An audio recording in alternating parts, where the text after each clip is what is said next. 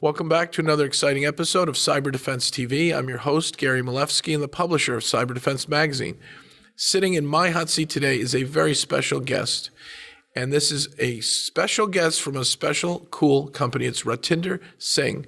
He's the founder, the chairman, and the chief research and development officer of ShieldX at ShieldX.com. Ratinder, welcome. Thank you so much for having me. Excited to be here. Yeah, so folks are moving to the cloud.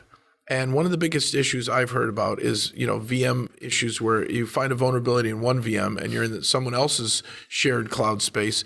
Is that something you see every day, and can you help solve that? Absolutely. So as you correctly mentioned, enterprises have been moving towards multi-cloud architecture. They're evolving the data center, which was a walled garden, into a multi-cloud footprint.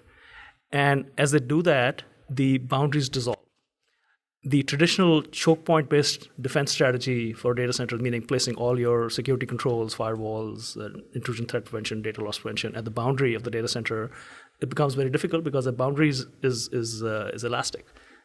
And now, if the boundary gets bypassed one way or the other, as we see from things like Equifax or Capital One, then you have a lot of risk inside the data center. So cross-boundary, I've gone from one.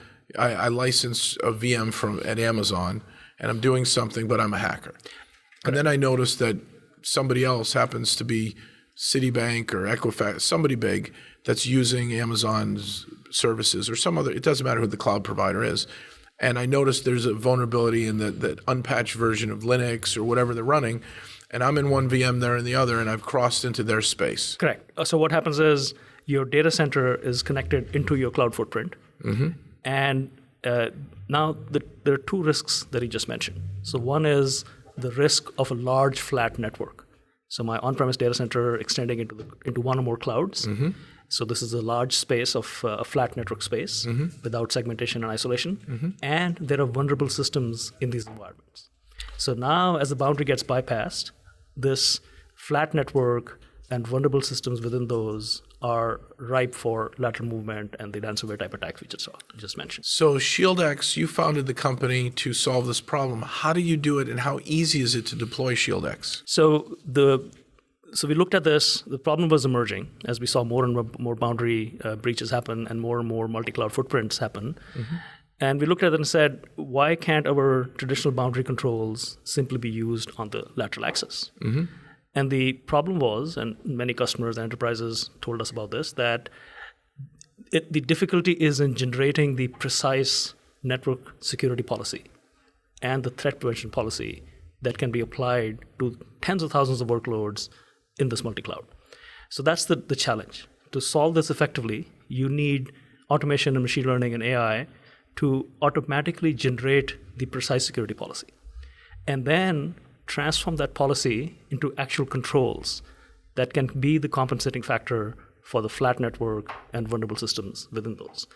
Because these clouds are dynamic and highly orchestrated, the solution has to be equally dynamic and equally automated and orchestrated. So that was the challenge, because the traditional systems were largely static, hand-configured appliances. I've got a server, I got a 1U in the rack, and it's behind my firewall, and I own it. Now I've just said, throw all the data in the cloud because I can scale instantly with elasticity. All these exciting features of the cloud, right? Correct. And then what is it? The provisioning of the cloud, the metering of the cloud, the bandwidth up and down. I can be a big company one day, a smaller company the next. It's amazing features, but it's extremely risky. Correct. So the agility promise of the cloud. So enterprises want to harness the agility promise of the cloud, all this elasticity we just talked about, but they want to do it securely. And also, because application development has been democratized, that means in a department, if you have a credit card, you can open up a cloud footprint and off you go. Mm-hmm. So the security teams were challenged as is to understand the nature of their data centers on premise. Mm-hmm. They were now even more challenged in this democratized world where anybody can bring up apps in the multi-cloud and connect them back into the on-premise data center, hence increasing. Do we have too many apps in the cloud? They're getting there. They certainly are getting there. Hundreds, thousands. I mean, do you know there's a Dave DeWalt who plays he's one of our judges on the Black Unicorn. That's one of his roles to help us out when we do these events. Dave said, hey, I had a company I funded that did an audit of how many cloud apps a public company had, and a bunch of public companies, and the CISOs were answering 42 apps on average. They found 900 on average. Yeah. 900. So one of the problems is people don't even know what apps they have. And then if you think about it, if you had one app, you still have to get secure coding, programmers who understand security, and most programmers have a degree in computer science, not in security. And now you've got 2 apps, 4 apps, 100 apps. This is a big problem. Can you lock it down for people with ShieldX? Exactly. So security is often seen as a hindrance to the agility promise of the cloud. Mm-hmm. And the only way to change that is that security itself becomes highly automated. And that's how we solve it. So you mentioned how many apps do you have? And somebody said 42, and in reality there's 900. Mm-hmm. So this leads to the first thing that we solve, which is automated discovery of assets. You do that? Yes. So once you install ShieldX in one of your cloud footprints, you give it the appropriate credentials, and it does an asset discovery. Mm-hmm. From that, it marries that asset discovery to traffic evidence and tags and naming conventions and other features, and uses machine learning and AI to say, these are not just 10,000 random workloads. They come together and form these 900 business applications. Ratinder, how long does it take to collect that data? Is it hours, weeks, months? So the traffic evidence is generally gathered over a couple of weeks in a large environment. It can be as small as 45 minutes for a smaller environment. But in production, some of our large customers will run this learning exercise for a week. So they see all the relevant traffic evidence. And that now the system uses that and says, this is the structure of these 900 apps that are there. And in less than a month, you've already proven incredible value. In huge value. So this visibility first, the risk associated, meaning we will show you that these are in a flat environment, and here are the vulnerabilities of these systems. This is phenomenal. So now you have a risk view saying, what is my exposure? And that's not all. Now we turn around and say, to lock this down, here is the precise zero trust network security policy. So only the allowed systems can talk to each other and nothing else. And that prevents. You're in my hot seat, so I have to ask a few tough questions. Absolutely. Okay, zero trust. What if you fire the top IT guy, right? HR, the guy's gone, or whoever, man, woman, whoever they are, the person's gone. Sure. You fired them.